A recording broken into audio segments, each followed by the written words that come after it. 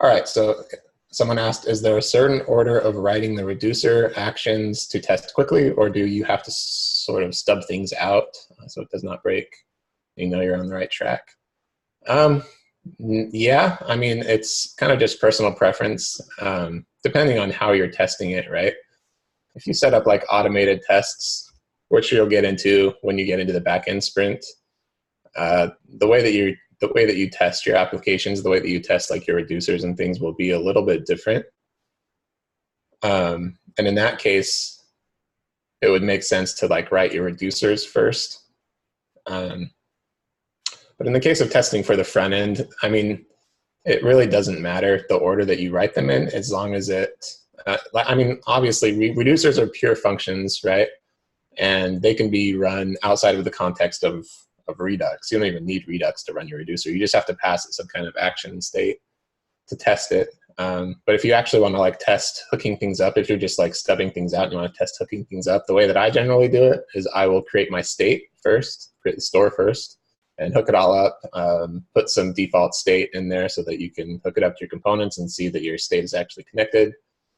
And then I like to create my actions and my action creators after that, and then just like log the data out when they get called, hook it all up to the buttons and everything so that when you call it, you can see the stuff that's being logged. And then I hook it up to the reducer and go from there. Hopefully that answers that question. It's really just personal preference, and it depends on how you're testing. Why does the reducer function not have a name? Does it need to be in a reducer folder? Nope, it doesn't have to be in a reducer folder. If you remember, reducers are just pure functions. There's no magic behind the scenes. All it does is it takes in some state, it takes in an action, and it returns some new state. Right? It's a pure function. That's all it does. So it doesn't matter where it is. It doesn't matter what it's called. You can name the function anything you want as long as you import it correctly. So yeah, a reducer is a pure function, so you can write it however you like. In our case, in the project that we did on Tuesday, we didn't give it a name just because we exported it immediately after we created it. But you could give it a name if you wanted to.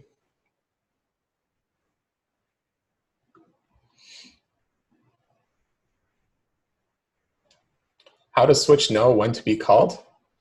So that goes back to the dispatcher. If you remember, we talked a little bit about the dispatcher, how it sits between actions and the reducer. So the dispatcher will take an action and it sends it through to the reducer, right? And when the reducer receives that action, the switch statement is just like a piece of code. It's like an if statement, right? You don't have to call an if statement specifically. It just runs when the code reaches that point. It's the same with a switch statement. Once it reaches that point in the code, it knows to run the switch statement and go through and find the correct action. Hopefully that answers that question. And if you have any follow-up questions with that, please post them. Can I show how to console log within the switch statement? That is not a stupid question. Don't worry. That is a totally valid question. Let me show you how to console log inside of the switch statement.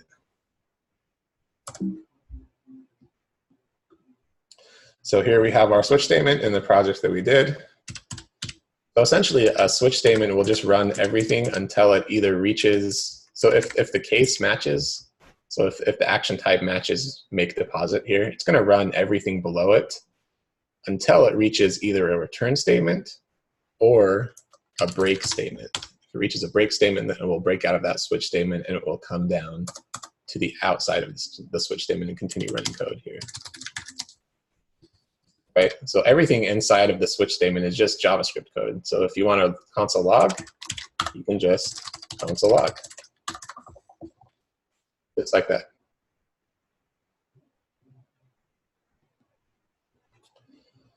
Oh yeah, I don't know who's drawing on the screen. Please don't draw on the screen. Let me clear that. Does the switch statement stop at the first case that matches? Only if we break out of the switch statement somehow, right? If we're returning, then that's breaking out of the switch statement. If we call break, it's going to break out of the switch statement. But if we don't do either of those things, the switch statement won't break out of the flow, and it will move on to the next case. So you could essentially have multiple cases matching in a single switch statement. That's totally possible. But when you want to break out of it, you have to call either return or break. Okay.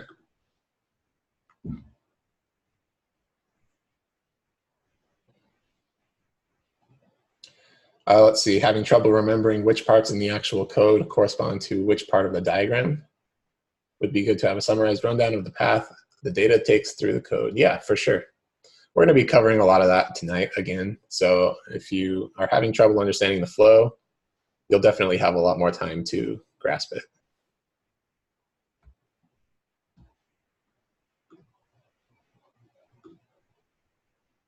Okay, any other questions before we get started? Did I miss anything?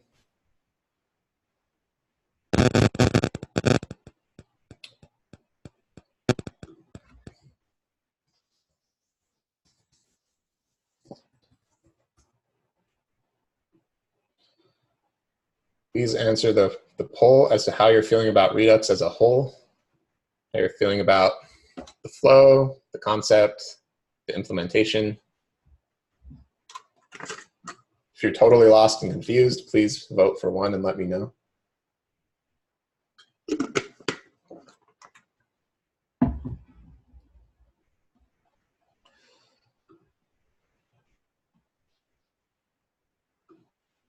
Okay, so overall we're feeling pretty good about Redux. That's great.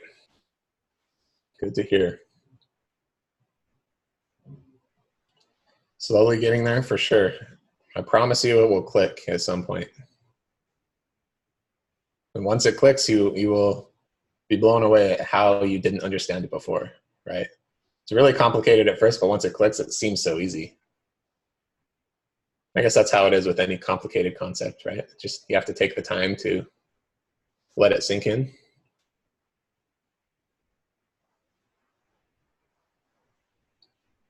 Updating, walk through updating walk along Git repo. Sure. So we're going to be working from the same repo tonight, that Redux-1. So I renamed it to Redux-2, but it will redirect you, so you don't have to do anything there. And if you want to pull in my changes to your fork, there's two things you can do. You can either refork it, or you can merge an upstream repository. I will post a quick link that shows you how to do that. So you can use that quick description as to how to merge in an upstream repository into your forked repository.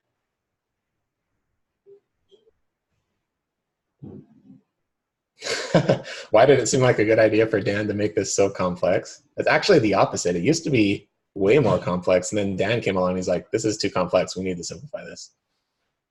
And that's when he created Redux, and Redux is actually a huge simplification as to what we were doing before, which was Flux. It's way simpler than Flux. All right, so let's do a quick review of Redux. Just a review of the things that we talked about on Tuesday. Make sure we fully understand everything. Yeah, evolution of web development. See, it was complicated at first with Flux, right? And then Dan came along and he simplified it. I guarantee you someone will come along and complicate it again at some point. And that will be the new standard. It'll be the complicated standard. And then someone will come along again and simplify it. And it'll just go over and over until we have artificial intelligence that just writes code for us, right?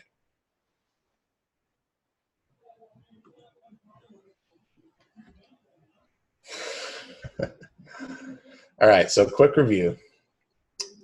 So tell me, what are the 4 pieces of the Redux flow? Tell me about the 4 pieces of the Redux flow.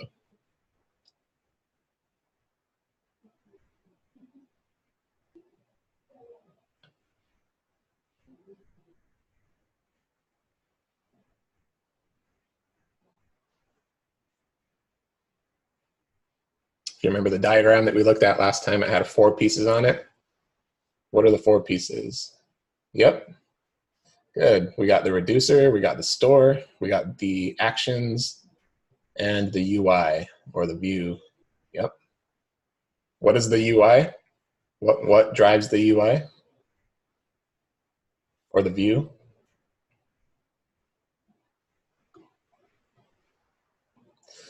React. Yep, React for us. Could it possibly be something else?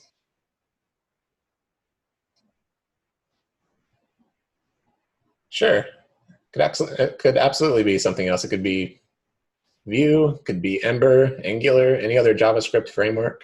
I don't know about Python because Redux is a JavaScript implementation. I'm sure there's a Redux implementation in Python that you could use. I don't know what it would be, but I'm sure it exists. Cool. So how do we change the state from the view? If we're in one of our components and we want to change the value of one of our values in the state, how do we go about doing that?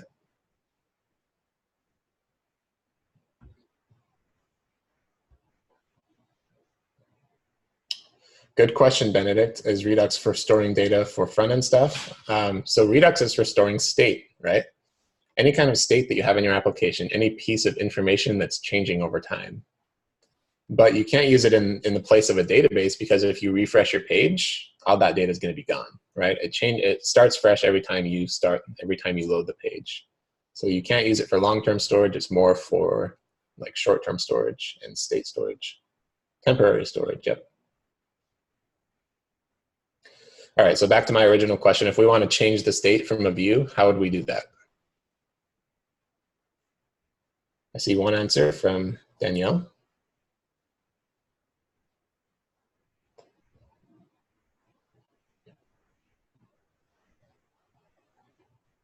Action, yep.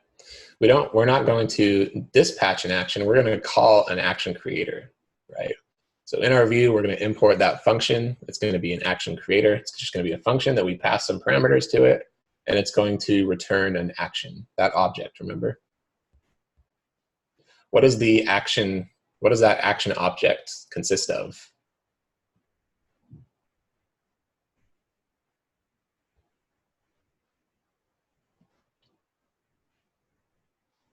Yep, a type and a payload. Remember, the type is just that constant value. It's just a string, remember, that describes what's happening in our action. And it's all uppercase, use underscores. We do that to avoid typos. Because JavaScript will yell at us if we try to use a variable that doesn't exist. So if we mistype our variable, we'll be able to catch it very easily.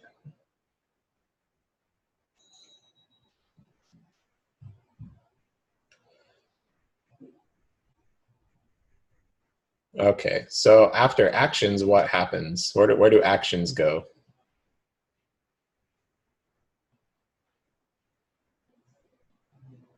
Yep, they go to the reducer. How do they get to the reducer? Do you remember?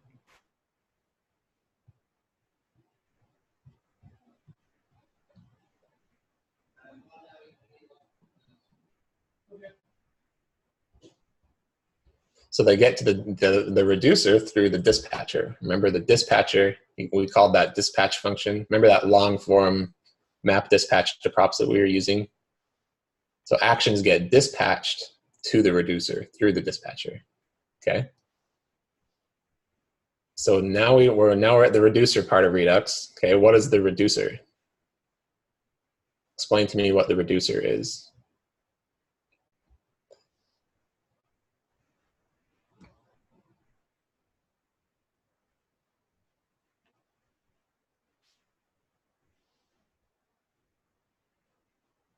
What is the reducer?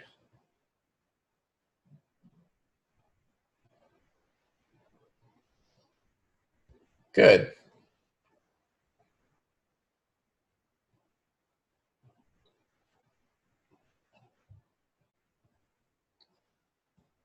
Yep, so the reducer is a function. What kind of function? Do you remember? It's a pure function, right? It doesn't have any side effects. It's completely self-contained. If we call it with the same parameters, it's always going to produce the same output. All right? And the reducer returns new state, just like Danielle said. A reducer is going to return a new state object. It's not going to change the state object, right? Because Redux is immutable by default, it has to return a new state object. Then once it returns that new state object, it gets saved in our store and it gets passed down to our component, and we start the flow again. All right. Any questions there? We seem to have gotten it. So what are the benefits of Redux? Why do we want to use this? It's kind of complicated to set up, right? The flow is a little bit complicated to understand. Why do we want to use it in the first place?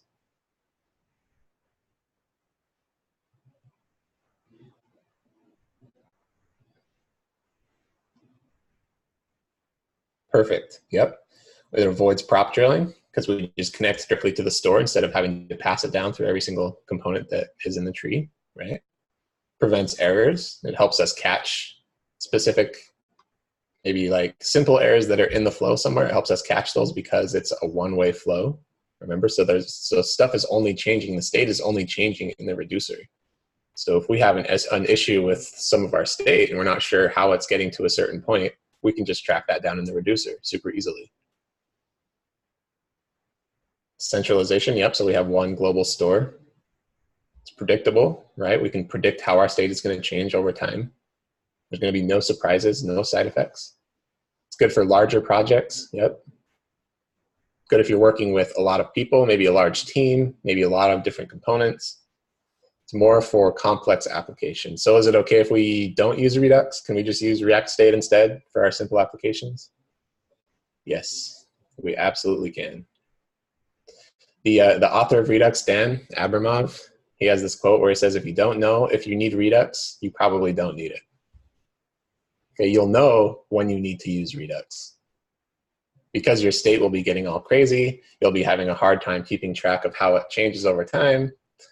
That's when you know that you'll need Redux, and that's when you can start to pull it in and use it.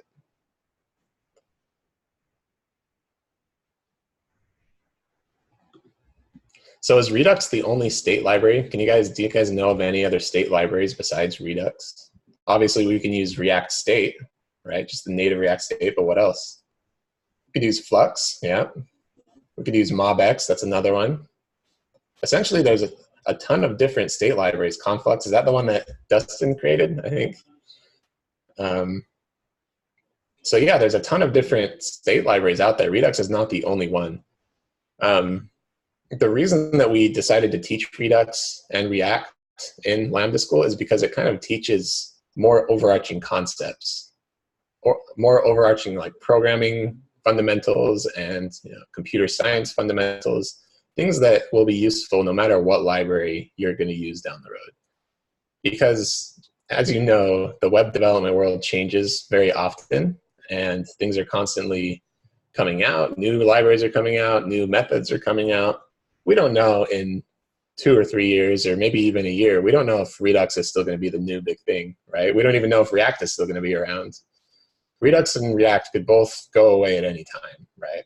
But as long as we know these overarching principles, the principles of one-way data flow, of immutability, these are all like global programming principles, and these are things that can be applied to other libraries. So as long as you understand the principles and the concepts, you can apply that knowledge to other areas, which is why we decided to teach Redux in the first place. I don't know if any of you have looked into using like React hooks, which is the new thing that they're coming out with. It could essentially replace Redux, but the knowledge of the Redux flow, if you already know Redux and you know the Redux flow, you will be able to pick up on hooks very quickly because the flow and the concepts are very similar. So really just focus on the concepts here, make sure you understand the flow and how the data gets passed around. For those of you that still have questions there, we'll see it in action again tonight. So let's get into it. So we're going to be taking away a little bit more of the mystery of Redux tonight. So to start off, let's talk about immutability. We kind of touched on immutability on Tuesday, very lightly, and we implemented our dispatcher, which returns an immutable store, right? Because we have to return a new store every time. So let's talk about immutability a little bit more in detail. This is a concept that's very important to know in just development in general, in computer science in general, the concept of immutability. There was an article in the training kit that is very good to read. So if you haven't read this article, I'll post the link in Slack. Please don't read it right now, but take time after the lecture or sometime in the next few days during a lunch break or something, and just read through this article. It kind of talks about immutability in JavaScript and kind of some of the benefits that come along with that. Definitely read this if you haven't. If you have, that's great. So who can give me kind of a high level overview of immutability? Tell me what is immutability? How would you describe it in 1 or 2 sentences? What, lunch break? You don't have a lunch break?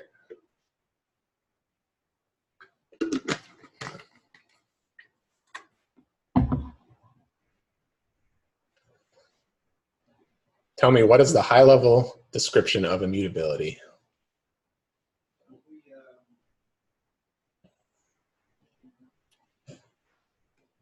So maybe we can talk about it outside of the context of Redux and the state, right? Let's forget about those concepts for a second. Let's just talk about the concept of immutability. So what does immutable mean? Data that cannot be changed, not changing old state. Yep, making new modified objects that don't screw up the original object. Definitely cannot change. Yeah, essentially, when it comes down to it, not necessarily objects that can't be changed, but objects that shouldn't be changed, right? It's setting up your flow, setting up your functions and everything in your code to make sure that objects and arrays and other reference type variables are not changing over time. JavaScript is kind of weird. It's kind of in between because it wasn't originally built to be to handle like immutable data structures like some other languages. If you've ever heard of like Haskell or Scala, these are all immutable languages by default, or Elm, if you've ever heard of Elm. JavaScript isn't immutable by default, but over the past couple of years, it has gotten a lot better, and we have some functions and some helpers that we can use to help us deal with immutable data structures. We're going to be looking into those functions tonight. But essentially, immutability means that we are dealing with objects that shouldn't change over time, right? We should be replacing them, not changing them. And the reason that immutability is good is because when we deal with mutation, when we deal with mutable data structures and mutable objects, it hides change, right? We have no way to see what an object was before it was changed if we just alter it directly. We set an object to a variable, we update a value in it, or if we set an array to a variable, we push a new value to it. We have no way to know what the original value was, okay? You have no way to know how it reached the current state that it's in. And that's a huge drawback, especially when you're dealing with a lot of data, when you're dealing with very complex applications. This can hide really nasty bugs. So when we deal with immutability, we can essentially have an entire snapshot, an overall snapshot of how our data has looked throughout the entirety of our application. We can track history, yep. So this is not a new concept to programming. It is clunky in JavaScript, but it's getting better. Or Rust, yeah, Harrison. Rust is another good immutable language. Yeah, I mean, that's kind of what we're talking about, Benedict, is immutable. It's kind of a weird word in JavaScript because JavaScript doesn't force immutability. There's no way to force immutability in JavaScript. Other languages, you can force it, but not with JavaScript. So JavaScript is kind of in between, right? We're dealing with these mutable objects, but we're setting them up in a way that they flow in an immutable pattern. I keep saying immutable. You know, like when you say a word over and over and over again and it starts to sound super weird. All right, so does that make sense? Is there any questions with immutability? We're going to jump into some code examples to help you understand a little better how we do this in JavaScript. So when we were working in the Trinkets app, I don't think we dealt with any immutability, if I remember correctly. We were just dealing with direct objects.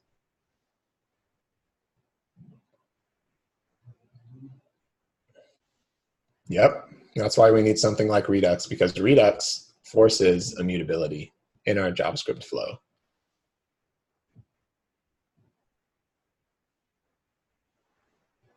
Oh, yeah. Trinkets. I have nightmares about that word.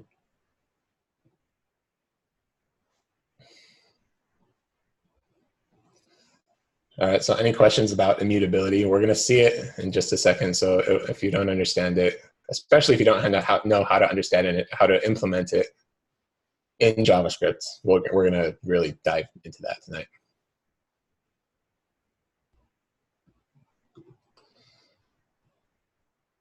All right, so let me share my screen.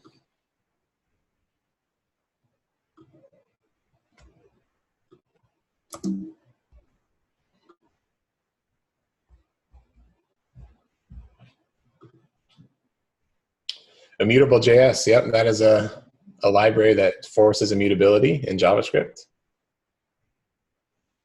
See, it's kind of weird because, I mean, JavaScript isn't immutable by default, so we have to use all these weird libraries. We have to use Redux, or we have to use immutable.js to force that immutability. So, I mean, writing immutable code can be tough. Grasping the concept is tough in and of itself, but then writing the actual code can be tough. Your JavaScript skills will really be tested. And it's going to seem pretty tedious at first, especially when we're building stuff when we're building a very small application, right? We're building this banking application. And it's really simple. And it might seem pretty tedious to deal with immutability when it comes down to it. So it can be hard to see the benefits, the real benefits of immutable code during class. But when you start working with a large application, when you go out and get a job, if you get a job as a React developer, I guarantee you're going to be working with something that's a little bit bigger than our banking application. So when you start working on a large application, a huge state tree, you'll really start to grow to appreciate the benefits of writing immutable code. And the extra effort that it takes will be worth it. So if you don't see the benefits now, just stick with it, grasp the concepts, and you will be grateful that you did when you actually need it down the road.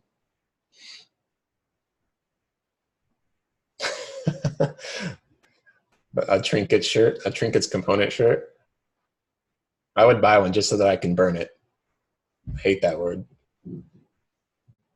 Yeah, so immutable means saving all the old versions when something changes. Yep, we can see an overall history of our state. We can see how it changed over time.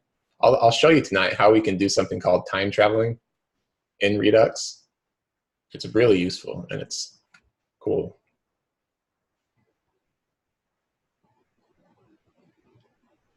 All right. So let's see how we implement immutability in JavaScript. First of all, let's really quick talk about the differences between a primitive type and a reference type in JavaScript. I believe you have covered this, so this should just be a quick refresher. Who can tell me what a primitive type in JavaScript is? What's a primitive variable or type?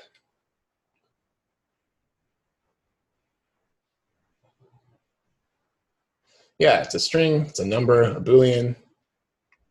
Basically just a variable that is set to one of these types, right? String, integer, Boolean, number. JavaScript doesn't really have a ton of types, but you essentially hit it on the head. So if we said const name equals JSON, there we go. That's going to be a primitive type, right? Does immutability matter with primitive types? We could even say const age equals 26. Does immutability really matter here? No, it doesn't matter at all, right? Because we're just passing this value around. If we're not working with like nested objects, we're going to know exactly what it is at all times. And also another benefit of using const, if you're familiar with the const keyword in JavaScript, that forces that value to be immutable in JavaScript.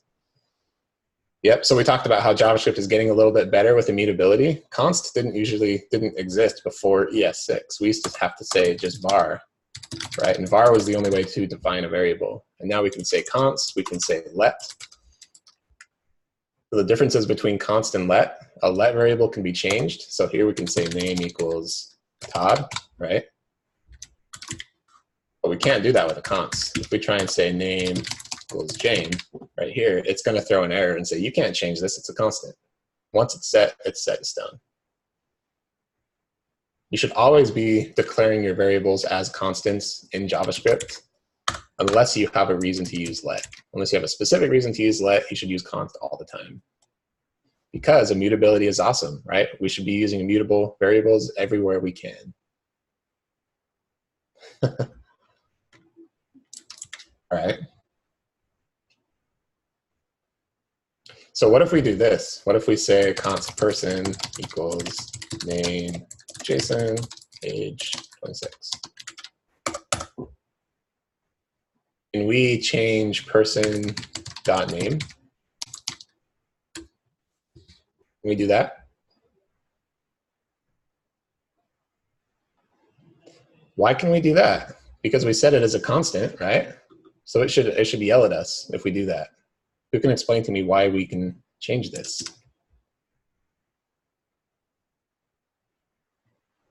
Because because JavaScript, yeah.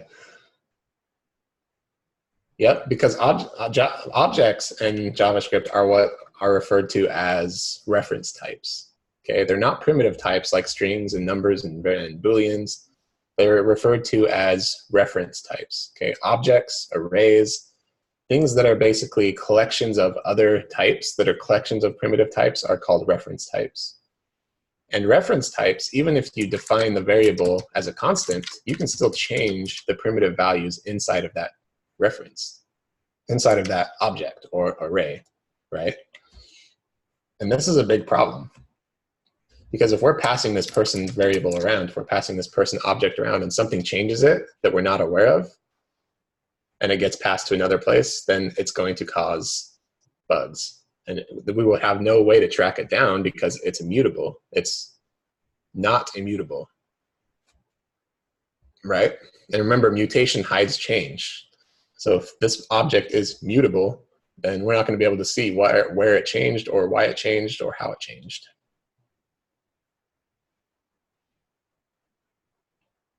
All right, what if we do this? What if we say const new person equals person? So we're reassigning that to a new variable, and then we say new person dot name equals Jane, new person dot age equals 30, and then we log out person and new person. What do you think? Obviously, new person is going to be Jane with age 30, right? But what do you think person is going to be?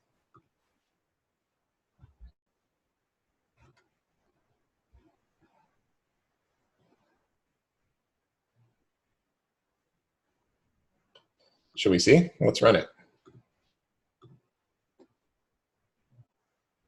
Look at that. We have two objects, and both of them say Jane, age 30. Okay, this is a perfect example of accidentally changing an object when we didn't mean to. Okay, see, we changed a new person dot name and new person dot age, but since new person is pointing to person, essentially it's pointing to the person location in the memory of the computer.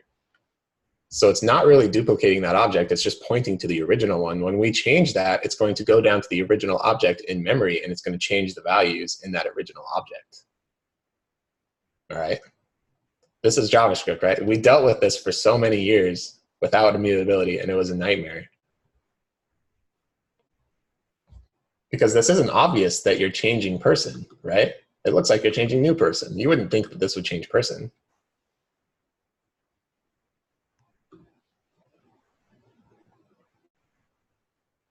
Any questions so far?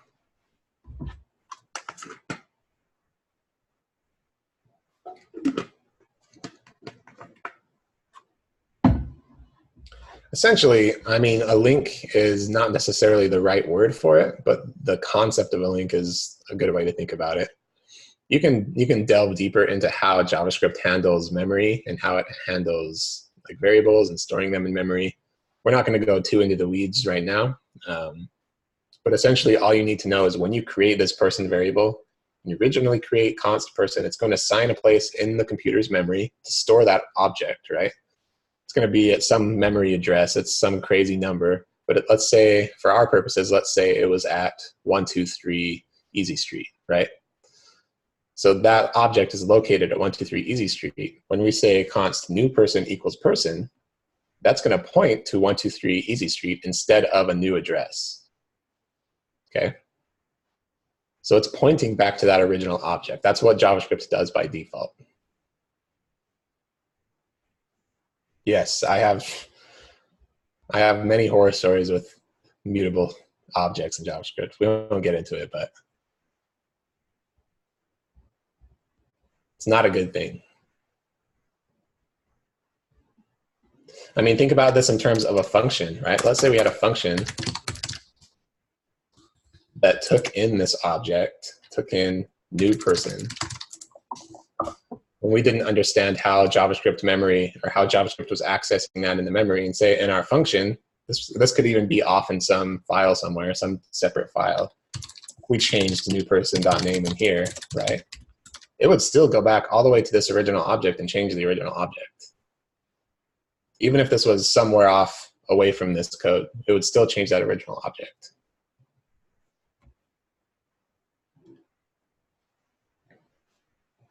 This is mutability, okay?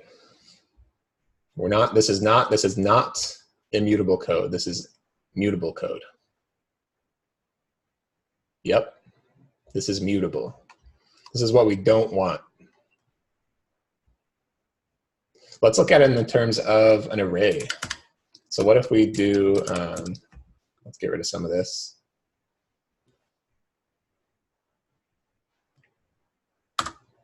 What if we had a const friends equals and Andy, I don't know, some other of your friends' names. And what if we log that out? It's going to be friends, right?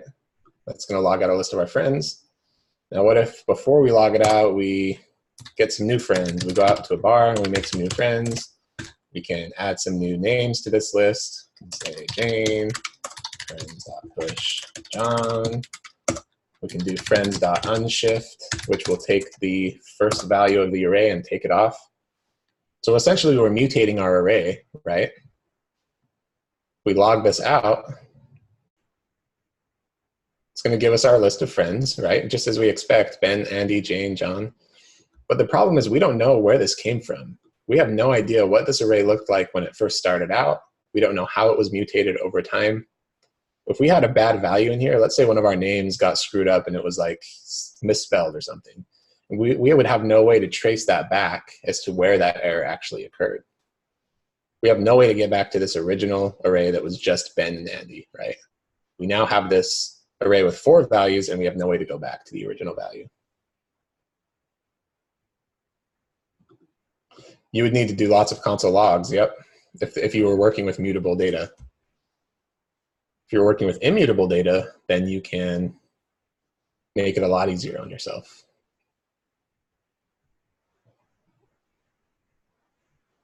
All right, any questions? So you can see how this is very unpredictable. We don't know exactly how data is going to change over time. We could potentially have a lot of side effects.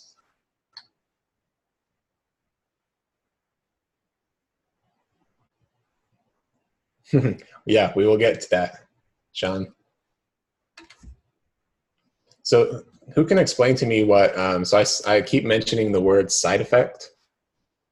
Who can tell me what a side effect is?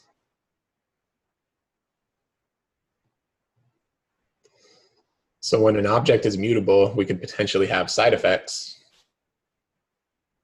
Or when a function is not pure, we could have side effects. What is a side effect?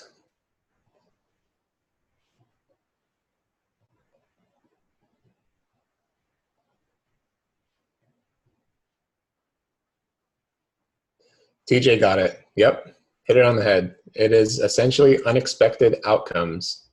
It's unintended consequences, right? It's something happening somewhere in our code that we didn't expect, that we didn't intend, that we have no way of finding unless we go through and put in a bunch of console logs or use a debugger and somehow step through that code to find the error, right? It's something that's unexpected that's happening somewhere outside of the code that we're currently looking at. So if we're dealing with this object, right, say we're using this object somewhere off in another function and another function that's using it changes it, then the other function that's using it is going to get a changed value when it wasn't expecting it, and it can cause all kinds of problems. That is a side effect, okay? So immutability has no side effects.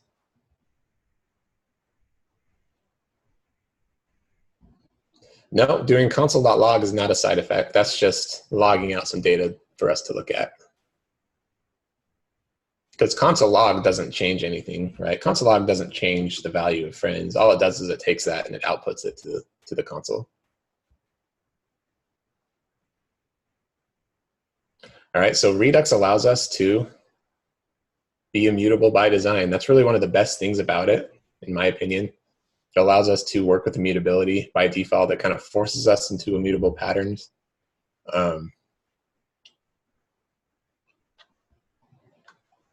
So Redux actually comes with some dev tools. I don't know if you've ever looked at them. I will post a link for you to look at.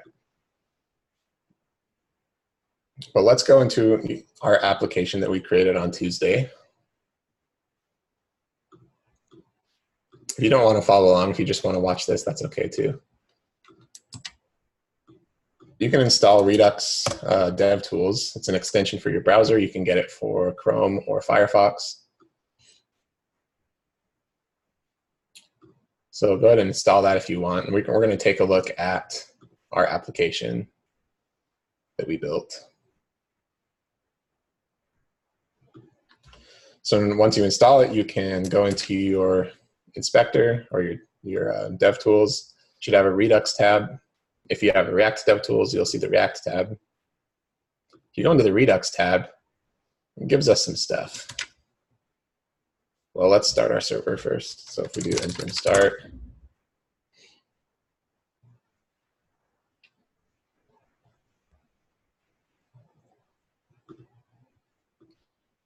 this is the same project that we've been working in. Let me post a link to it as well.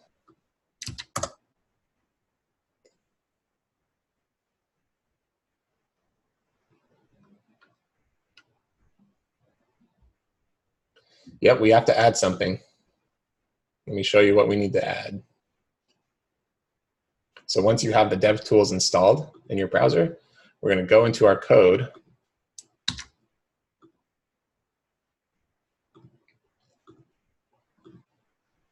And you essentially have to tell Redux to use the DevTools if they're available. It's really easy to do. All you have to do is go into this create store.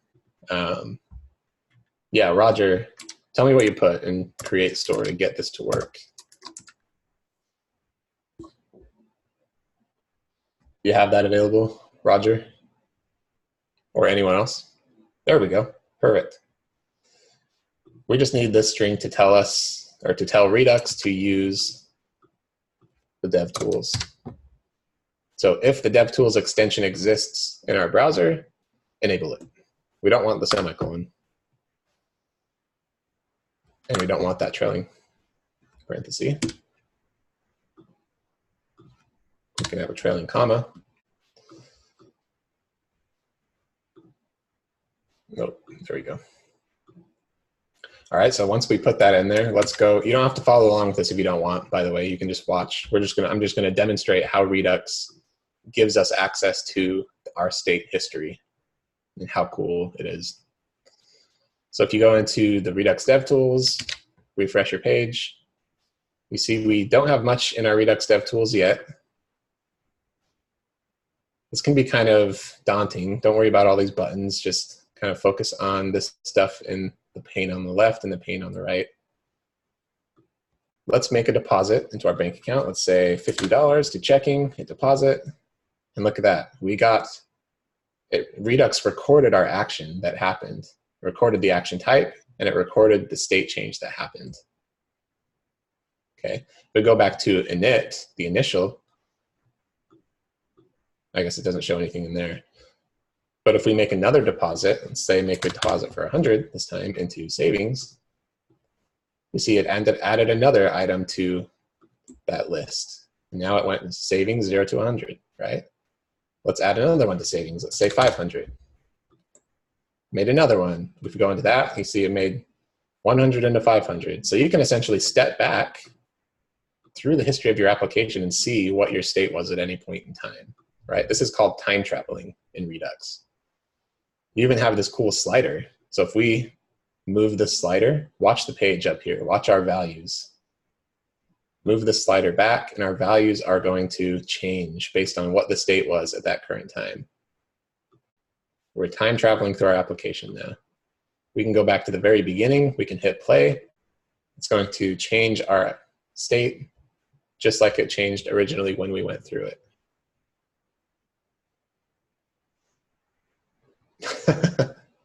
Yeah, if only we could just go into our bank account and just like inspect element and change the values and it just worked.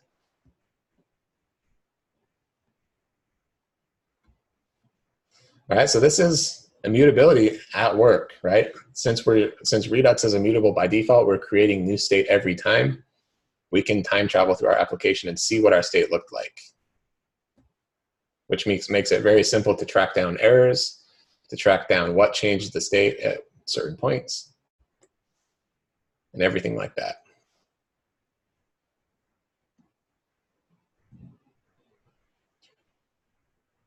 All right, any questions? Were you guys able to get that to work on your end? If you weren't able to get it to work, you can try getting it set up later once we finish up the lecture. But this is really useful to have if you're programming in Redux. You should definitely have the Redux dev tools to help you debug your state. Cool. All right, let's take a quick 5-minute break. See you in 5 minutes.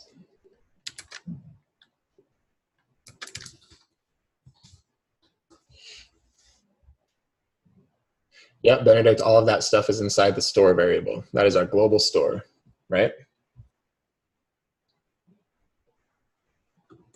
So you can see the diff right here. If you go into state, you can see the entire state.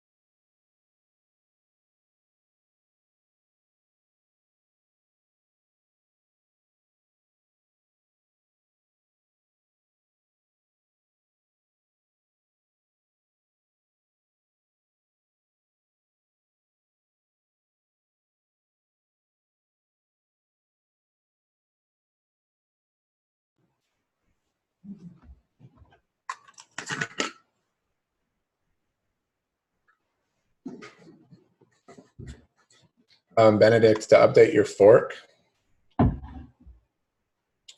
you would do git pull, and then the original repo name, and then the original branch name, which would be master.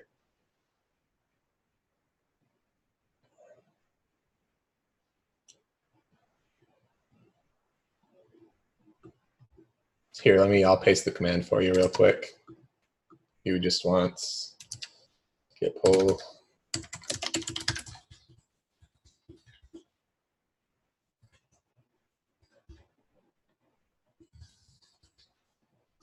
That.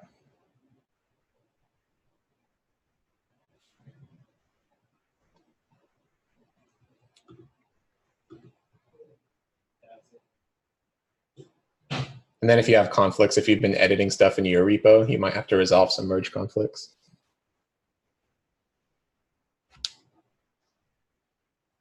It's good practice. Yeah, you can.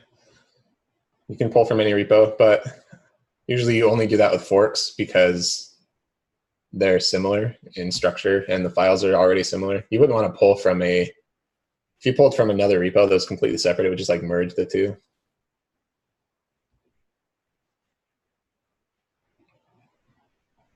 Yeah. All right, come on back.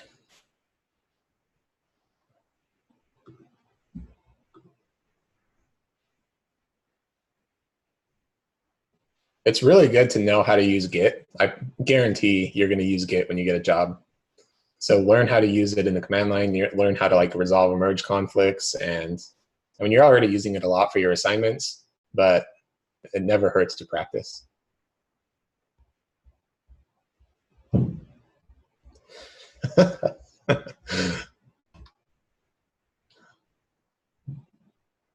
Git is like marriage. I love it. You got to resolve your merge conflicts, both in real life and in your code. Okay, so now that we've seen immutability in action, we've learned a little bit about the concept, let's see how we can implement it a little better in JavaScript without Redux. Okay, so we talked about how JavaScript doesn't really cater to immutability very well. Redux kind of forces us into that pattern, but there's other functions we can use in JavaScript that give us some kind of form of immutability. So let's learn about those. If you don't have to follow along with this, if you want to, you can, but if you also want to just watch, that is totally fine. And then after we do this, we're going to jump into the guided project and actually implement this in our banking app, depending on time. We should have plenty of time. All right. So the first one is, let's work with objects first. So if we want an object to be immutable, say we had const. I probably shouldn't have deleted that object that I had before. We'll just use the same one. Say we wanted to assign this to a new variable, right? New person equals person. Remember, we can't do that because it's pointing to the same address, the same memory address, so it's not going to be immutable. It's going to mutate the original object.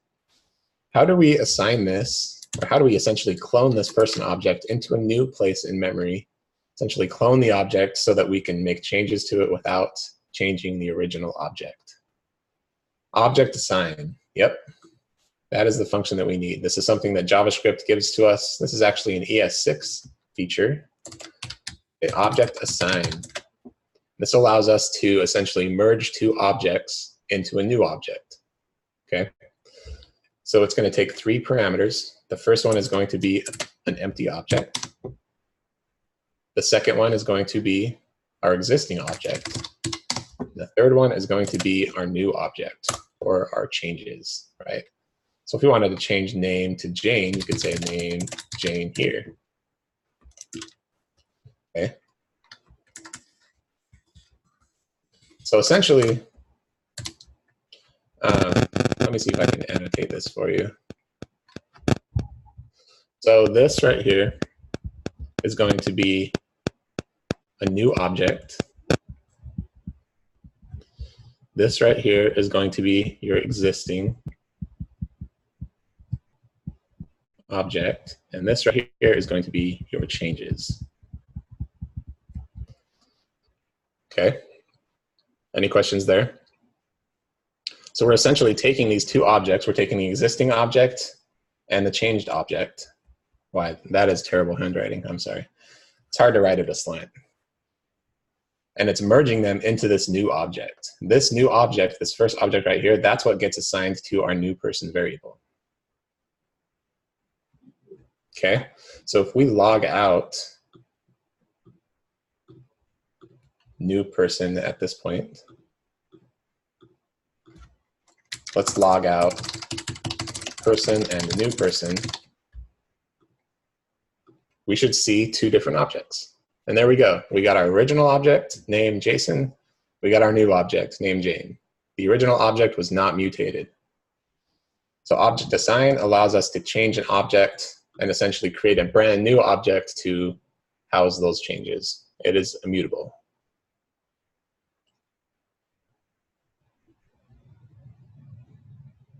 Nope. Actually, I don't know if the new object can have things in it already. It might be able to. I don't know. It's probably not a good idea. I don't know why you would ever want to have new stuff and want to have stuff in this object, because you could always just put stuff in the changed object, right? Any of your changes.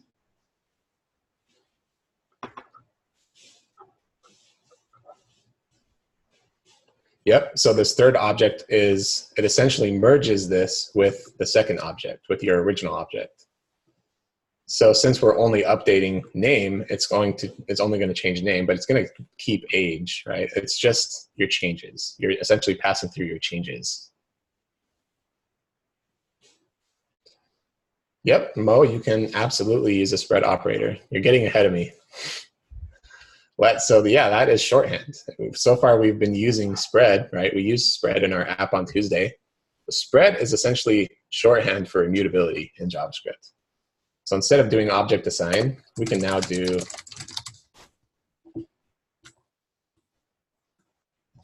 this. Okay? That has the same effect.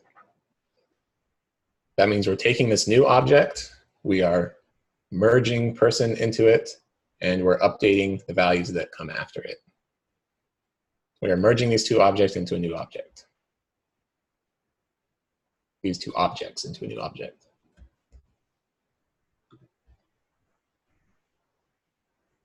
Any questions? Let's see if this works with the spread. Yep, works just fine.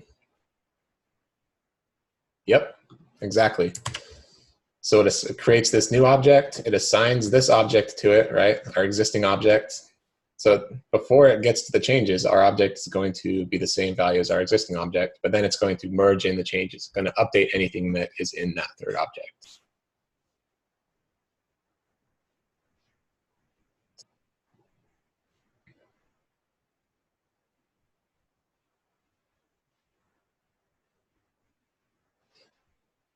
All right. So what if we have, let's say our original object had an array in it that was friends, right?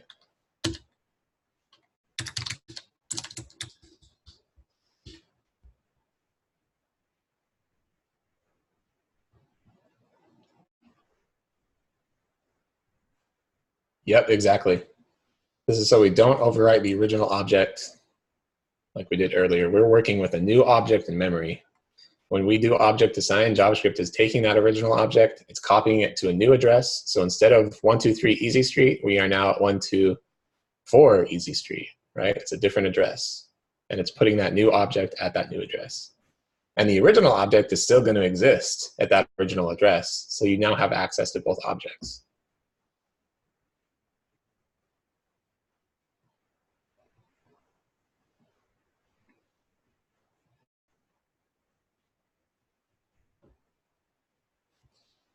Crystal clear? So you see JavaScript is starting to give us a little bit of immutability, right? This stuff didn't exist before. This is all ES6. These are ES6 features.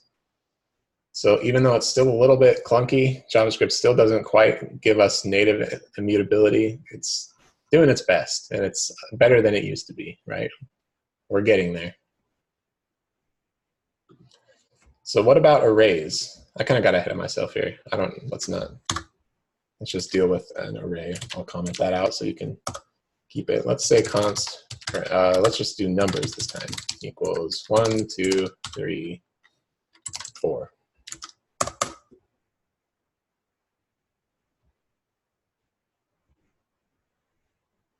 So what if we want to add something to this array? What would you do? What would you do if you were to not care about immutability? How would you originally add something to this array? Dot push. Yeah, good, Christopher. We would do numbers dot push. Let's say we wanted to add 5. Okay, that's going to work just fine. But if you remember, that is mutable. We're mutating that original array. We don't have access to 1, 2, 3, 4 anymore. So in order to do this in an immutable way, we can use a different function instead of push. We can do concat. Good, Czar. Concat. And concat expects a new array. And since it's immutable, it's going to return a new value, right? So now we can say const new numbers equals numbers.concat.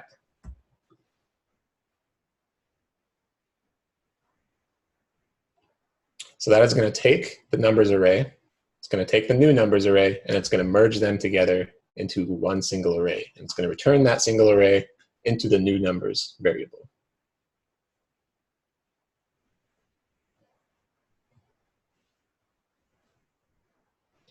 So Sam, if we just do dot push, then then that's mutable, right? We have no way of going back to the original array that was just 1, 2, 3, 4, right? If some function somewhere off in our code adds that 5 when we weren't expecting it, it's going to be a side effect that we weren't expecting, right? That original reference variable is going to get mutated. We don't want mutation. Yeah. Essentially, yeah, you're trying to save a record of every version of your data. I mean, these are simple examples, right? But if you're dealing with huge state trees, you want to be able to see how it's changing over time. You want it to be predictable.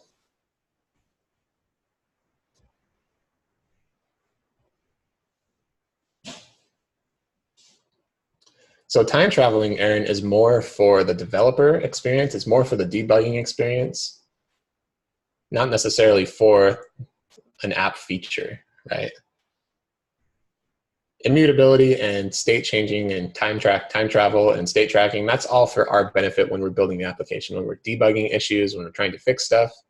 The end user, the person that's using our application doesn't care about all of that stuff. They don't care how the data is being mutated or how it's being stored. They just care that it works, right? It's up to us to make sure it works. And in order for us to make sure it works, we need to be able to efficiently debug it.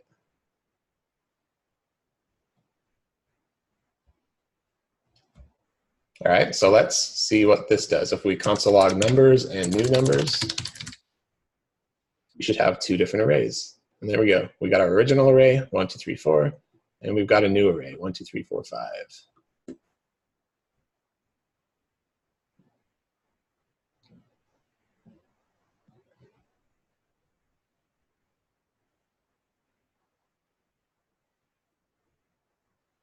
Any questions there?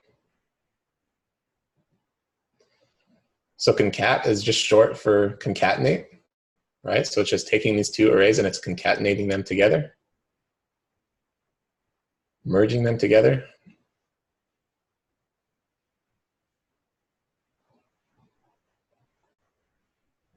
All right, let's talk about 2 more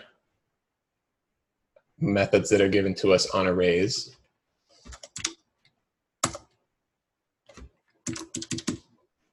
Comment this out. Let's say we had this array. Let's copy this so that we can start from scratch. Let's say we wanted to add 1 to each one of these numbers, right? let's say we wanted to, instead of 1, 2, 3, 4, we wanted it to be 2, 3, 4, 5. But we didn't want to go through every single index in the array and manually change that, right? We just want to loop over it and update the value. Now we could do this in the original mutatable way by just doing like a for loop, right? Or even just like numbers.for each. And you would get the index, and you could say numbers at the index equals, or actually it would be value index. You want the number at the index to equal value plus 1. Right, that's how we would do it originally. And if we log that out, it should add 1 to each item. And there it goes. But that's mutable, right? So let's map it. Yeah, you guys are like typing in map while I'm trying to show you the old way. You're getting ahead of me. So if we want to map this instead, we just change for each to map. So map is a function that, it's a helper function that iterates over every item in an array, and it expects us to return a new item for every key. Every time we iterate over an item, it expects a new item to be returned from the function, from the callback function. So right now, we are just setting the value directly on the array, right? We're just setting it directly on index. But when we're using map, we just want to return value plus 1. So that way we're creating a new array. We're not altering that original array at all. We're creating a new array. We can now assign this to a new variable, const new numbers equals numbers.map. We don't need that index anymore. And there we go. Now if we log numbers and new numbers, you should see 2 different arrays. We've got our original array, 1, 2, 3, 4, but we now have our new array through 2, 3, 4, 5. We have access to both of them. It was immutable. For each is actually still used quite a bit. Maybe not when you're dealing with immutable data, but it still has a lot of different uses for sure.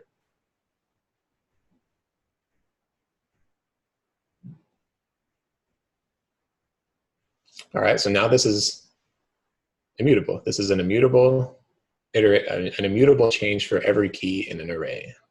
Any questions? So when we use map, it's always going to be, our resulting array is always going to be the same length as our original array, right? Because we're not adding items, we're not removing items, we're simply changing items. We're running a function to change each item individually. So the new numbers array is always going to equal the same length as the numbers array.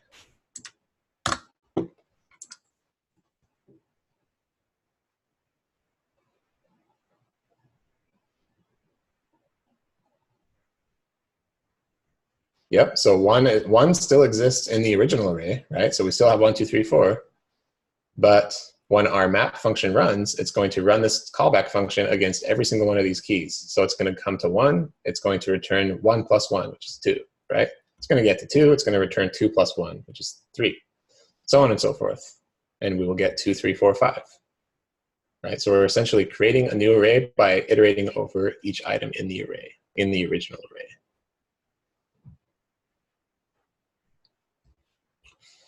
Makes sense. Where is somewhere that we have used map before? We've used this before in our code. Do you remember where we've used it? We've used it in React. Where in React specifically?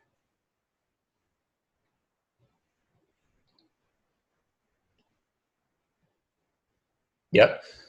We've used it to render a list of something, right? We have an array that gets passed through as a prop. We can map over that array, and for each item in the array, we return some kind of a component to React. And that allows us to iterate over data for a list or any other kind of iterable data structure. Iterative. Yeah, I was trying to think of the word. Thank you. All right. Any questions so far? We have one more we're going to cover, and then we'll jump into the project. So that is map.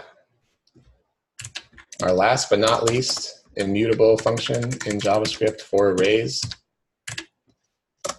is going to be similar to map, but instead of returning something for every key, for every item in that array, we're only going to return something for certain items in the array. We're going to have some kind of condition that the function has to meet in order to return a new value. Filter, yep, you guys got it. So let's for example, let's say we have this array of numbers, 1, 2, 3, 4. Let's say we want to take out all of the numbers that are odd. So we are only left with an array of even numbers, right? So we could do this in the immutable way. We could run for each. We could go through every index in the array. We could check to see if it's odd. If it is, we could leave it. If it's not, we can cut it out, or even, I can't remember which one I said. But we want it to be immutable, right? In order to do this in the immutable way, we use filter. All right, so filter, all we can do, we can say const numbers, or new numbers. We can say numbers.filter. This is going to work the same way as map, right? It's going to take a callback. The callback is going to get a value parameter. And we're expected to return something from this callback function. We essentially have to return a Boolean from this callback function. We have to return true or false. So Aaron got it, yep. We have to return essentially a condition that's checking to see if that number, the current value in the index in the array, we're checking to see if that value is even or odd. Okay, so we can say return if value modulus 2. If you haven't used the modulus operator, that's essentially just gives us a remainder when it divides by something. And if there is a remainder, then that means this number is odd. If there is no remainder, then it means this number is even. Okay, so we can say if value mod 2 is equal to 0. That is going to filter out every number in our array that's odd. So if it returns true, if the condition that we return from our filter callback is true, then that resulting value will be included in the new array. If the condition is false, then that value will not be included in the new array. It will be excluded.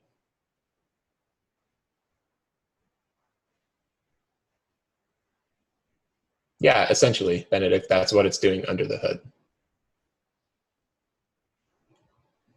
All right, so now if we log out, let's log numbers and new numbers. Let's see what that gives us. Look at that. We now have our original array is still intact. We've got 1, 2, 3, 4. And we have a new array that is our even numbers, 2 and 4. All right, so you can see that even though it is a little bit clunky and it doesn't do everything for us, JavaScript is doing its best to provide us some immutability by default.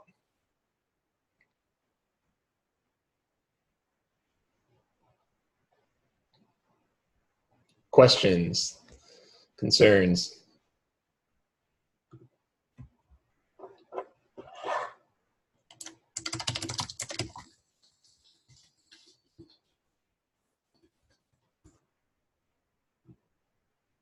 How are we feeling about immutability? Give me a vote.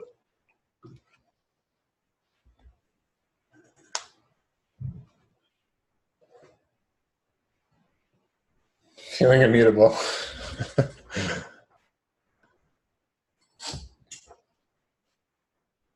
Awesome. So a lot of 5s, a lot of 4s, some 3s, that's okay. It will click once we work with it.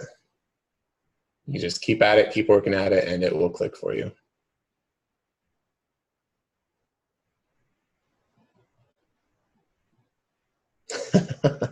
Thanks, Laura. Yeah, JavaScript is a good language. I've had my problems with JavaScript in the past, but it's gotten a lot better in the past few years.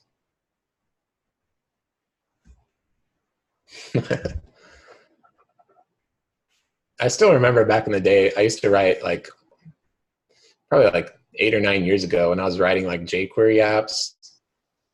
You didn't have any React back then. You didn't have any immutability. You didn't have any Redux. You were just essentially writing vanilla JavaScript, and you were injecting a bunch of nasty jQuery code. That kind of gave me a sour taste. That gave everyone a sour taste of JavaScript for a lot of years. But now that JavaScript is used so widely, it's used on pretty much any website. A lot of backend servers are using JavaScript. Mobile apps are using JavaScript. They realized they had to make it better, right? So it's a slow progress that they're slowly improving on it, but it will get there eventually. It's getting there already.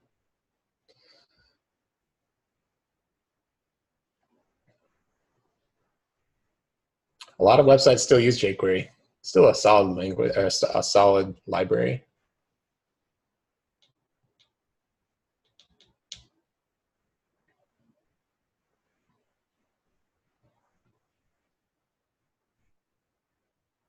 All right, no questions? Let's take another 5-minute break, and when we come back, we'll jump into our banking application and we'll implement some of these functions. See you in 5.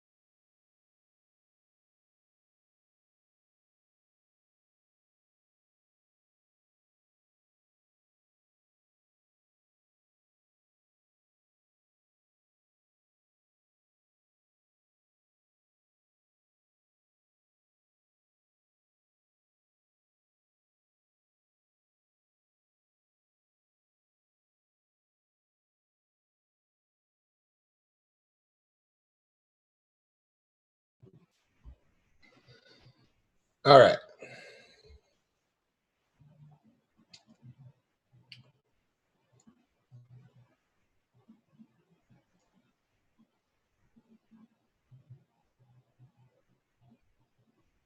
Benedict, it's not actually updating it. When a site like Replit or Code Sandbox shows you a message that you need to update, it's essentially just asking you to do like a hard refresh in your browser, because it probably has some stuff cached. But it doesn't actually have anything installed on your computer.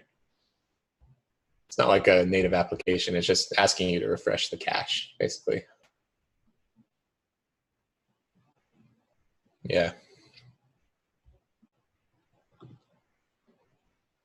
All right, so if you want to clone down the project and do an npm start,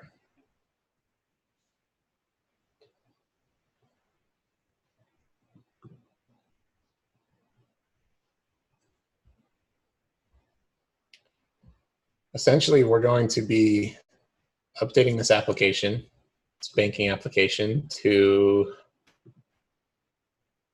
let me close all this. We're going to be updating this application so that we can add a description when we make a deposit. So we add a description, it will add some kind of a history up here, a description history or deposit history. So anytime we make a deposit, it will add to that array and show us a history of what has happened in our bank account. Okay, that's it. That's all it's going to take. So we're not going to be adding too much. We're just going to be dealing with immutable arrays. We're going to see some of the functions that we just went over. We're going to see them in use. So let's get started.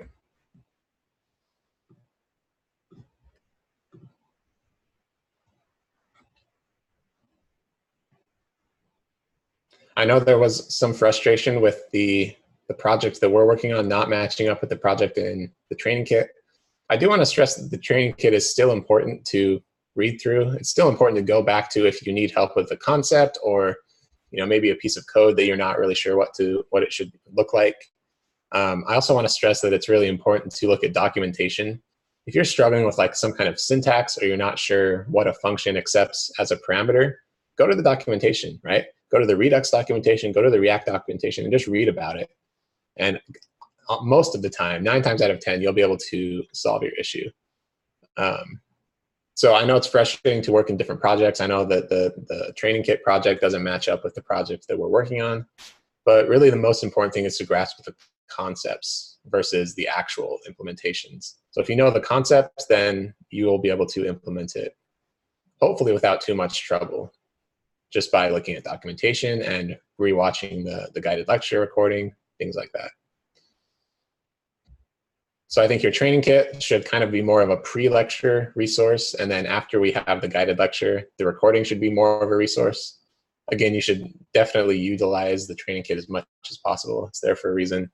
But yeah, if that's frustrating for you, I apologize, but try and refer to the recording if you are struggling with something specific that we talked about. Okay, so once you have that installed, or once you have it started, what is our first step going to be? Let's create a form for our first step. So let's go to our deposit component, deposit.js. Let's go down to the form.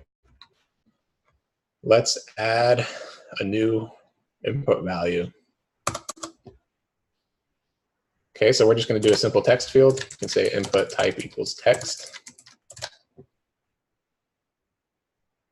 Just going to be a text field to hold our deposit description. We can say name equals description. Placeholder equals description.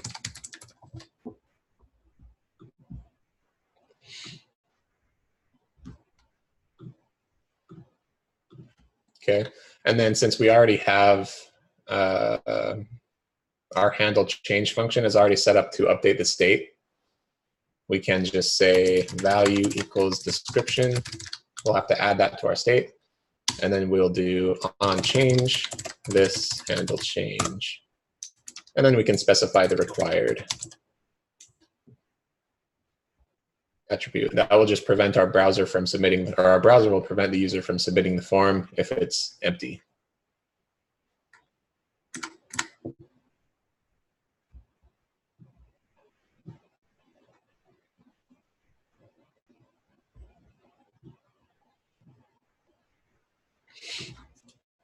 All right.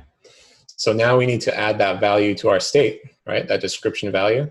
So let's go up to the top and let's, under this dot state, let's add another value, call it description, give it an empty string to start off with.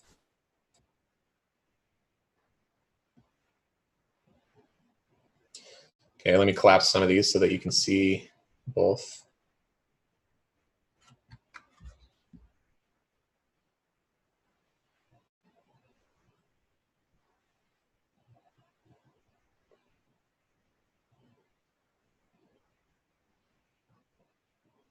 Yeah, I realize that's confusing, Benedict.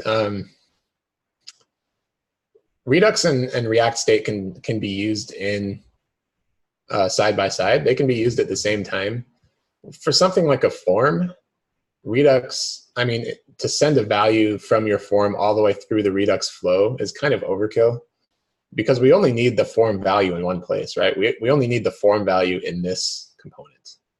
So since we don't need it in any other component, we don't really need to put it in the Redux store. If we were using our form value, some value from our description form in some other component somewhere else in the app, then it would make sense to put it in Redux. But we can use them side by side. You don't have to use one or the other. Yeah, React state is more like isolated to the component. So if your data doesn't need to ever leave the component like a form, then it's fine.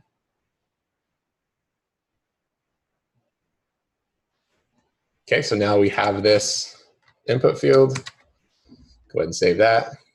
Let's add another breakpoint afterwards so that we, or a break tag so that we have our deposit button on a new line.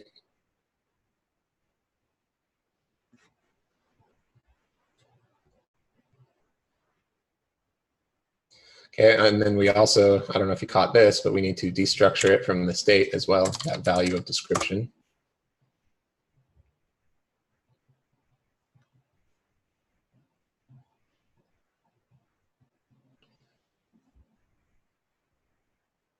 Okay, and then in our deposit money function, we're also using the state. Remember, we're sending through amount and account to our action creator.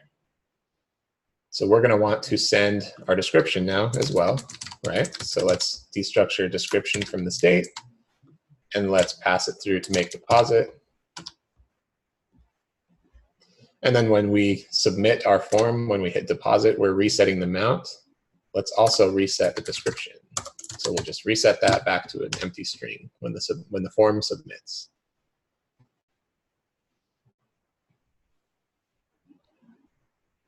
Any questions so far? Okay, so this is going to be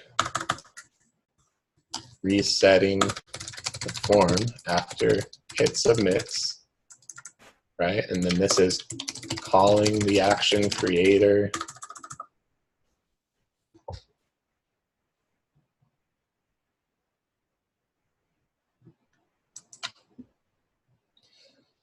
Our handle change function, we don't have to change anything in there because we're already setting the state value based on the target name. So that's good to go.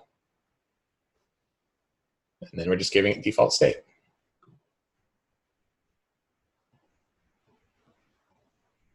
Save that, let's take a look, make sure it looks okay.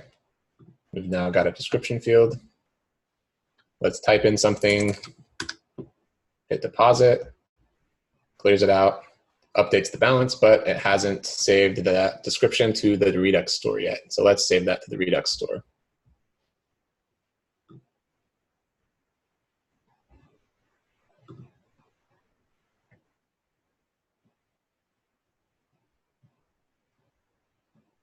Yeah, absolutely. I do apologize for my lack of comments in the code. I tend to explain it as I'm typing it and then forget to comment. So I will try to do better to comment it as I go.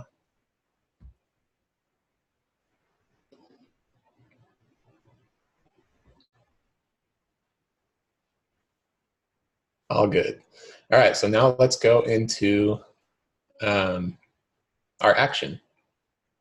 Okay, so if we go into our action, since we're sending through a new value, we're now sending through description. You will, Ian, once we implement it in the store, right? We still need to implement it in the store. So in fact, let's do that first. Let's go into the reducer where we're defining our initial state. And let's add a value for description. Or let's say, let's call it descriptions, because it's going to be multiple descriptions, right? It's going to be an array. So let's give it a default value of an empty array. This is in reducer.js under initial state. Remember that all the state values need an initial value. So since these are just primitive types, right? They're just integers, they're numbers, we just give them 0. Since this default type descriptions is going to be an array, it's going to be a list, we'll default to an empty array.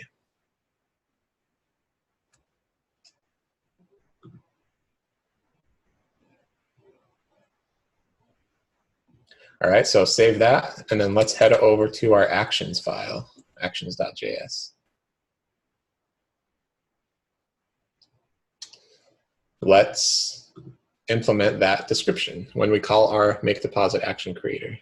So what do we need to do to take that description value that's getting passed? How do we consume that value?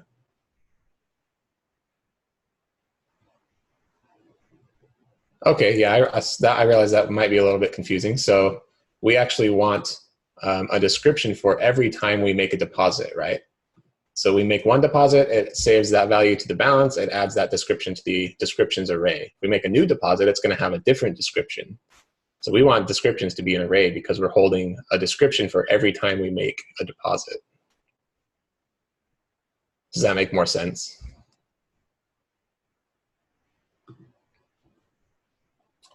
Yep, that is just preference, Sam. I just do it out of habit. Having a trailing comma in objects and arrays. You don't have to. You can leave the trailing comma off. That's fine.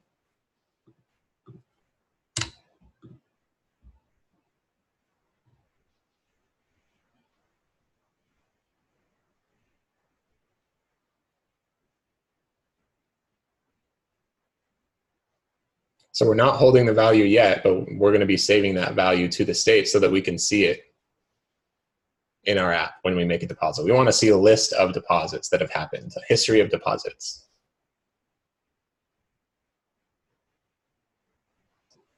Maybe to make this a little bit clearer, instead of calling it the descriptions, maybe we could call it account activity, right?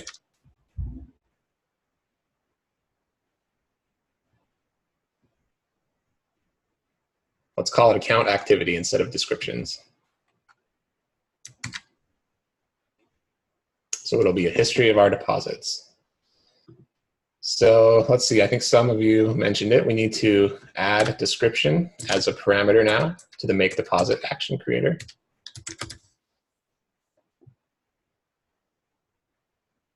Because remember, when we're calling it in index or in our deposit component, we're now passing through description. We're calling this.props.makeDeposit. We're sending amount, account, and description.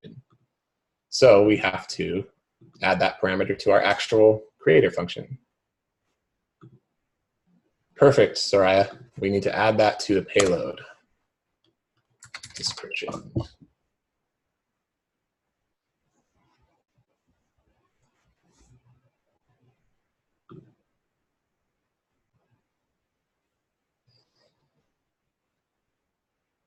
If this was a more complicated application, we would probably have more actions, more action types, more action creators. But for now, we're just going to keep it simple and just keep it under the make deposit action. But I guarantee in some of your assignments, you will have multiple action types. Maybe you'll have like a make withdraw, right? Make withdraw. And you would have to have an action creator for that. You don't have to follow along with this. I'm just showing you as an example. Essentially, that's how you would implement multiple actions. Okay. And then when you go into your reducer, that's where you would consume And here you would add another case. You would call it case make withdrawal. And that's when you would remove the amount from your state rather than add it.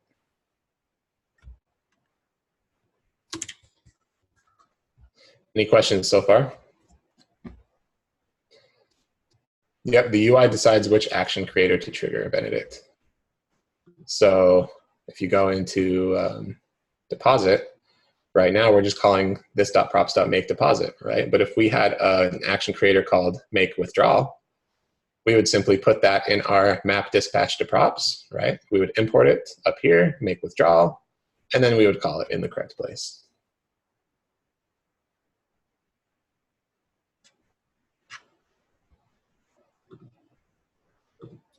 All right, so this is where we left off. We're now adding description to our payload. Okay, still confused on what dispatching does. So let's take a step back from the reducer and the dispatching. Let's just look at this action for a second. All right, so this make deposit function, this gets imported into our deposit component. We are importing this make deposit from actions, right? This is just the function that we defined. It's the action creator function. Okay, when we map that, when we specify that function in the map dispatch to props, it's going to attach that function to the dispatcher, to the Redux dispatcher. It's something that happens behind the scenes that you don't have to worry about. You just set it up and then Redux will do it for you. So once that function is connected to the dispatcher, when you call the function, so in the deposit money method, when we call this.props.make deposit, we're calling that action creator that has already been connected to the dispatcher. Redux will know to send the result of that function, which is going to be an action, right? That object. It's going to send that object to the reducer. It's going to dispatch that object to the reducer. Yep, exactly. Map state to props is for values. Map dispatch to props is for functions, for action creators. Because you don't need to dispatch any state specifically, because remember, the view can't update state. The view has to go through an action to update state. So only the actions are connected to the dispatcher.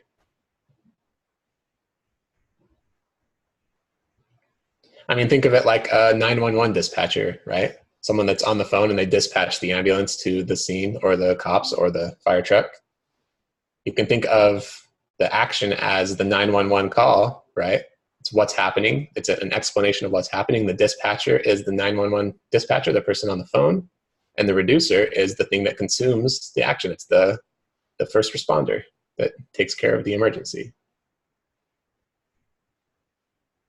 Yep.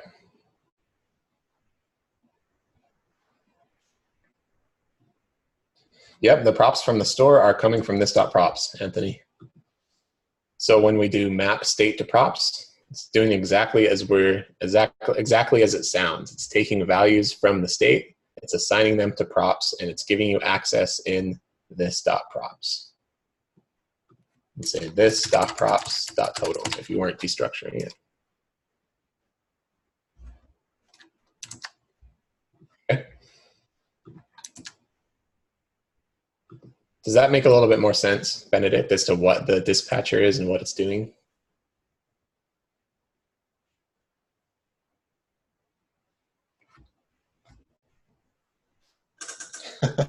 Okay. It'll click. I promise it will click at some point. And then you'll be like, oh yeah, why didn't I see that before? So it goes actions, dispatcher, reducer. The dispatcher sits in between the actions and the reducer. Something that happens behind the scenes. That's why you didn't see it in that flowchart that I showed you yesterday. You didn't see the dispatcher in there because it all happens behind the scenes. Essentially, the actions have to get to the reducer somehow, right? It doesn't just happen automatically. It's not just magic. Behind the scenes, Redux is using the dispatcher to send those actions to the reducer.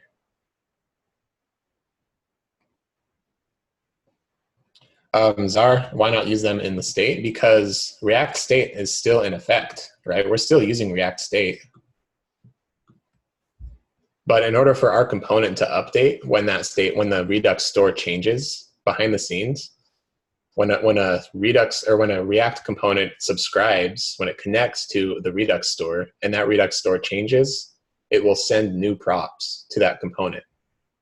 And that's a React thing. When React receives new props, it knows to re-render the component and to show the new data.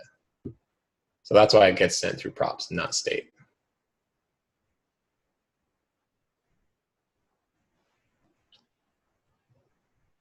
So Anthony, this would be referring to the component as a whole.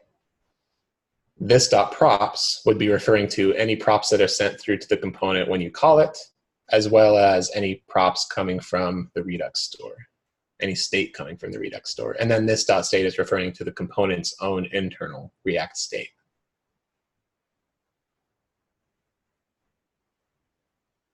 All right, let's move on. Keep the questions coming if you still have them, please. These are great questions.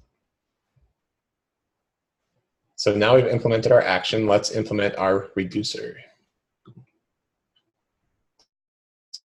So we now need to take in the system value and we need to update our account activity array.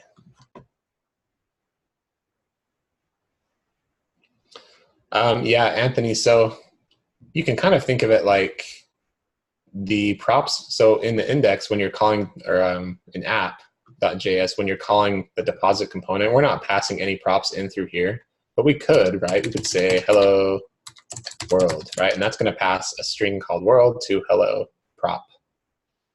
And then Redux will merge its props, the props that it's sending down, with the props that the component already has. So it will merge the two props, and you will be able to access both of them through this .props.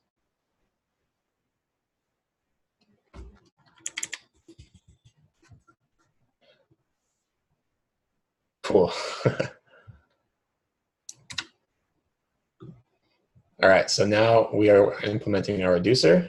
So what do we need to do in order to change our account activity state? We want to, when we receive a new deposit, we want to take that description value and push it into that account activity array. What do we need to do?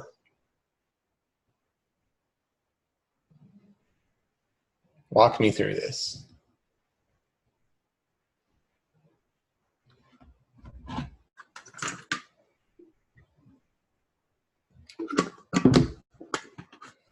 Deconstruct description from the payload.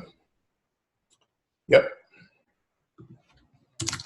We now have description in the payload as well.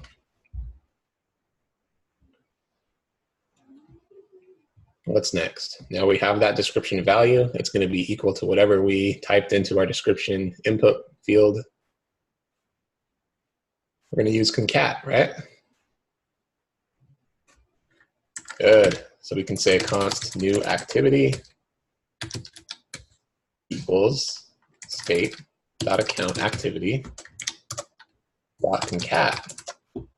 And the only difference between your answer, Ian, is we need to wrap that in an array. Because remember, we're merging in a new array. So we're going to merge in description. That's going to be the only key in the new array. So it's going to take that new array, merge it into the existing array of account activity.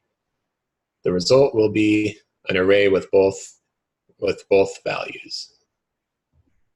Yep, concat. The concat function, it expects an array as its parameter.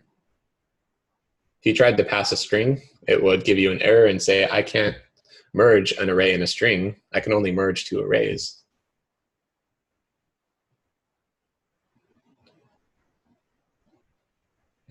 All right, now we need to send that new activity to the state, right? We need to return some new state that, or some new, yeah, return some new state that has new activity in it.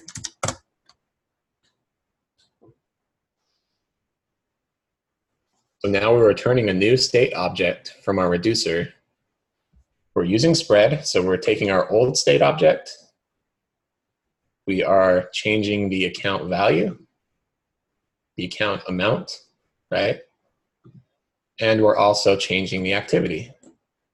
We're creating this new array that merges the existing activity with the new activity, and we're using that merged array as our new state value. Good question, Ian. So this is because we're using a variable as the object key.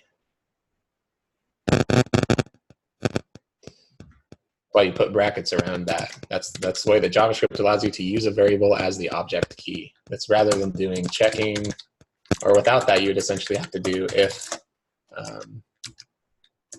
you would say if action, or if account equals checking, then new state checking equals new amount, and then do the same with savings, right? It prevents us from having to do all of that if we use the variable as our object key with brackets like that. Yep, exactly. It's what's stored in account. So it's either going to be checking or savings.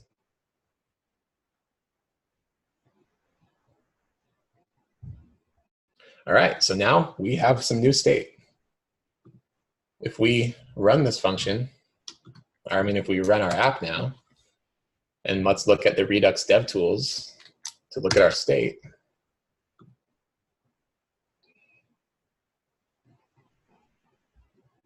Let's make a deposit. Let's say one description. This is a test deposit. To checking, hit deposit. And look at that. Our state now has, if you look at the state, so you can see different views. If you're using the Redux dev tools, you can look at the diff, you can look at action, payload, and see the type. This is our action, we have our payload there. If you look at the state, you see we now have, oh yeah, that was a typo. Yeah, you guys got it right, I got it wrong. My bad. You would want to say account activity, new activity. My mistake. Okay, so now if we save that, go back, let's try that again. Deposit of one, this is a test, deposit. Look at our state. We now have our checking account balance, which has the new value from the deposit. We now have our account activity array, which has a single value. This is a test. Let's make another deposit. Say this time 2. Description, this is another test. Deposit. Look at our new state. It now merged that account activity array and it tacked it onto the end. We now have 2 values in that account activity. This is a test and this is another test. If we move backward in time and look at the state before we did that, you see it's still just the single item.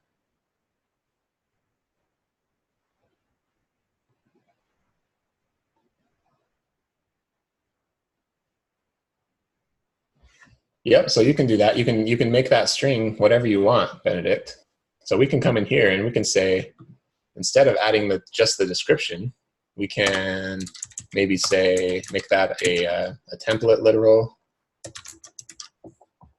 And instead of just the description, maybe we can do the description and we can add in the amount. Maybe we can even put like a timestamp in there. Something like that. Right, and that's essentially going to add that string to our count activity instead of just the description. So we're adding more data to the description before it goes into store.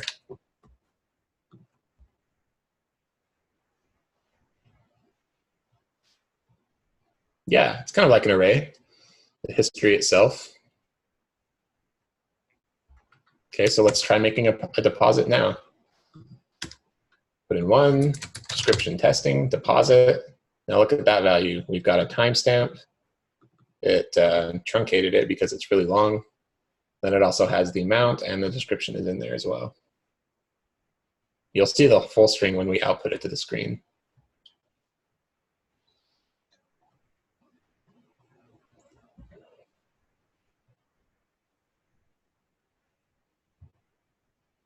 Yep, you can do the shorthand, Sam, if you want. That is up to you. Right here, instead of doing that, we can say an array, we can spread the current account activity, right? And then we can add in this description string.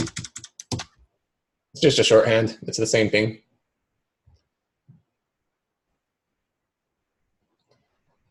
I'm going to do the longhand so that you can see how it's working, but please feel free to do the shorthand if you want, for those of you that are following along.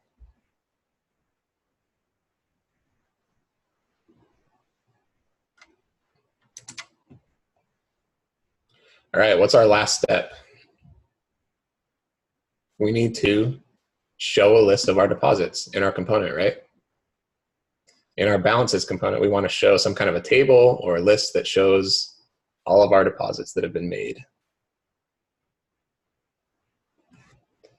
So let's go into the deposit component and walk me through, or not the deposit, sorry, the balances component. Walk me through what I need to do to connect to our state and get the value of our account activity and display it on our page. What do I need to do?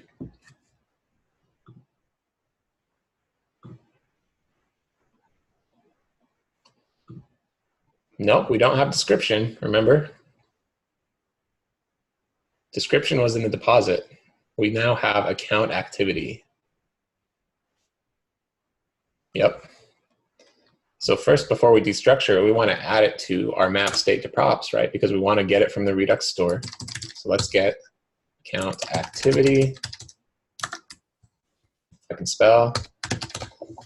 We get it from state.account activity. Yep, we want to render something on the screen, re-render something on the screen when it changes. All right, and then we need to destructure that from the props. We want to destructure account activity.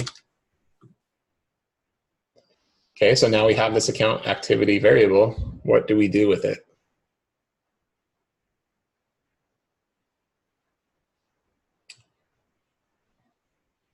Got to map it. So let's create let's create another unordered list tag, UL, and then as the children of this tag, what do we need?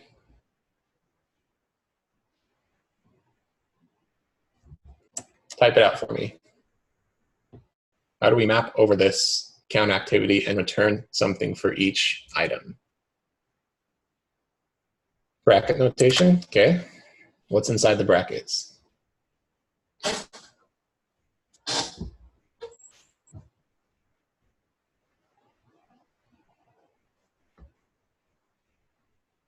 Count activity.map.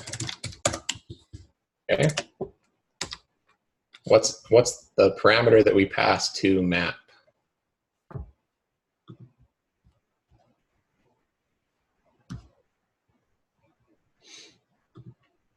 We need a function, right? Good, Kale. We need a callback function. And this is going to be the value. If you remember our map, it's an immutable function. It's returning a new array. It's going to iterate over every item in our array. So this is going to be the item or activity, whatever you want to call it. Benedict called it item. Let's call it item. Good. Yep, you got it. Okay, and then instead of, we need to return some kind of a component from this function, right? Because we're still in JSX, we still need to return some kind of a component to show. Yeah, we can call, let's call it activity. Since we're account activity, it's going to be a single item, an activity for a deposit. Let's return an LI, right? And then inside of our LI, we can just show activity. So map is immutable. It's not changing the value of account activity of that array. It's not trying to change that. It's simply looping over it, and it's returning a new array with whatever we return from our callback function for each item. All right, and then if you remember React, it expects a key when you're mapping over something, so you can return a key prop, or you can send a key prop. We'll just send the index. That's just, React uses that key internally to keep track of stuff.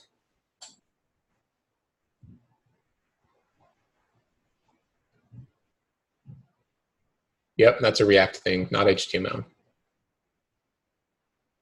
We can leave it out, but React will yell at us in the console and tell us that it needs a key.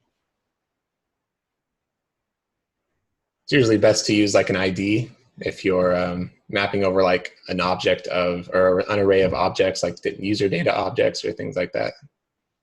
But in our case, since we don't have anything other than the index of the current item, we can just use that. Yep, you could assign each activity an ID. You could. Feel free to do that after this if you want. We don't have time. Okay, so save that. Let's see if it works. Go to your page. Let's make a deposit, 100, description, first paycheck, deposit. And look at that. It added some, it's not very pretty, but it added something to our activity, our account activity. Let's make another deposit, $5,000 this time. Description, second paycheck, deposit. It adds it to the original balance, tacks on the new description to the end of that array. We're good to go. Okay, we can add as many as we want. Every time we add one, it's going to tack it onto the end of that array because it's immutable. It's not changing the original array. Say bonus paycheck, right? If you look in our React or in our Redux tools, you see we have the state still for each one of these steps. We can use the slider to step through it. So if we go back, it's going to change our state in our page, right? We can hit play and it's going to show us the progression of our state.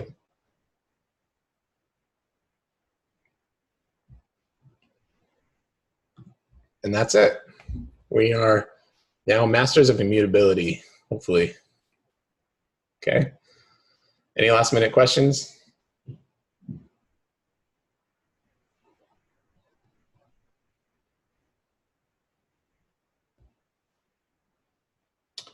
One more example of where we have to use dispatch. Sure, why not? Maybe we can just do a quick example of trying to think of something simple I could do. I'll probably spend more time thinking about it than implementing it. Any ideas on what we could do real quick, Zar? Some other action that could take place?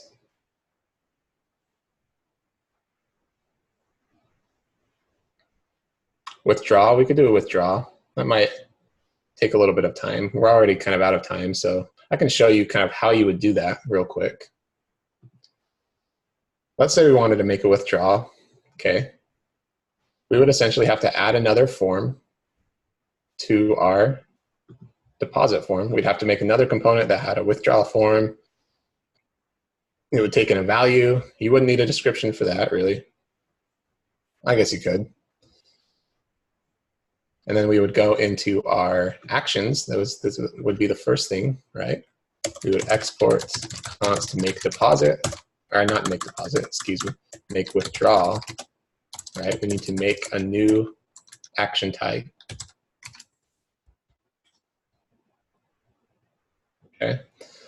And then we have to make a new action creator, export function make withdrawal. Taking the same stuff as before. Going to return an action, right? Return an action. The type is going to be make withdrawal. Payload is going to be the same as above because it has the same data.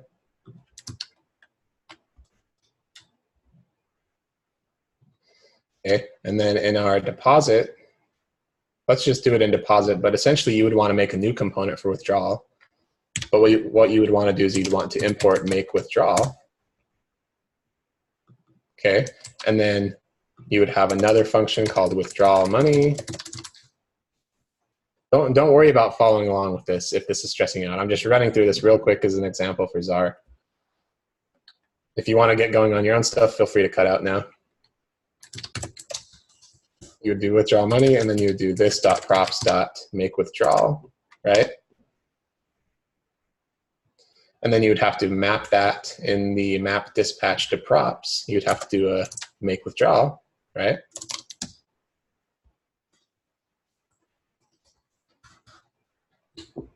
So we're pulling that action creator into our component, and it's hooking it up to the dispatcher, and it's giving us access to it through the props.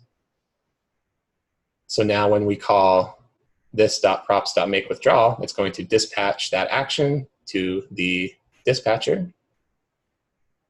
Okay, and then we go into the reducer, we'd have to consume that action. So we'd add another case, we'd say case make withdrawal. We'd have to import that. We already did, it's up here, or VS Code did it for us probably. And then you would return some new state that had the money deducted instead of added. So we can just actually copy all of this and then just change the logic. Instead of adding here, we can just do state account minus the amount.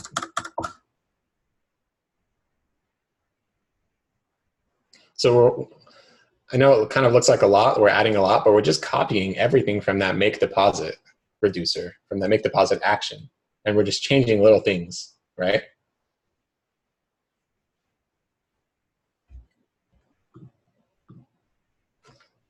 All right, I hope that kind of gives you more directions. What I will do is I'll end the lecture, and then I'll implement this really quick, and then I'll upload it to the repo so that you can see it, how it would actually look. But are there any last minute questions? How are we feeling about everything? Thumbs up, thumbs down.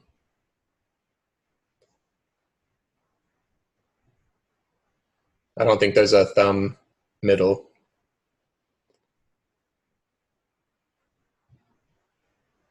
Awesome. Yeah, take some time to let it just sink in.